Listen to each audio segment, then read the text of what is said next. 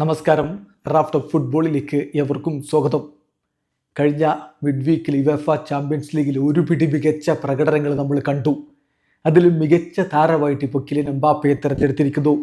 UEFA Champions ലീഗിൻ്റെ game week 2 player of the week പുരസ്കാരം, UCL player of the week പുരസ്കാരം ഇപ്പോൾ Kylian എംബാപ്പയ്ക്കാണ്. ഒഫീഷ്യലായിട്ട് ഇക്കാര്യം യുവേഫ ചാമ്പ്യൻസ് ലീഗിൻ്റെ അധികൃതർ തന്നെ അറിയിക്കുന്നു. അതായത് 4 താരങ്ങളാണല്ലോ പരിഗണിക്കപ്പെട്ടിരുന്നത്. അതിൽ 4ാമത് ഫിനിഷ് ചെയ്ത് എർലിംഗ് ഹാലൻഡാണ്. മൊണോക്കോക്കെതിരെ മികച്ച പ്രകടനം അദ്ദേഹം നടത്തി, ഇരട്ട ഗോളുകളൊക്കെ നേടി. പക്ഷേ അദ്ദേഹത്തിനല്ല ഇത് ലഭിച്ചിരിക്കുന്നത്. 3ാമതായിട്ട് ഇപ്പോൾ ഫിനിഷ് ചെയ്തിരിക്കുന്നത് യെൻസ് പെറ്റർ ഹോഗാണ്.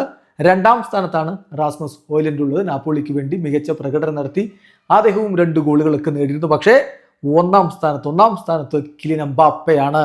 എംബാപ്പെ മിന്നും പ്രകടനം നടത്തി ഹാട്രിക്കാണ് കൈറാത്ത് അൽമാറ്റിക്കെതിരെ നേടിയിരുന്നത്. ഏതായാലും അദ്ദേഹത്തെയാണ് ഇപ്പോൾ പ്ലെയർ ഓഫ് ദി വീക്ക് ആയിട്ട് തെരഞ്ഞെടുത്തിരിക്കുന്നത്. ഏതായാലും റയൽ മാഡ്രിഡിന്റെ മുന്നേറ്റത്തിൽ ഇത്തവണ മിന്നും പ്രകടനമാണ് എംബാപ്പെ നടത്തിക്കൊണ്ടിരിക്കുന്നത്.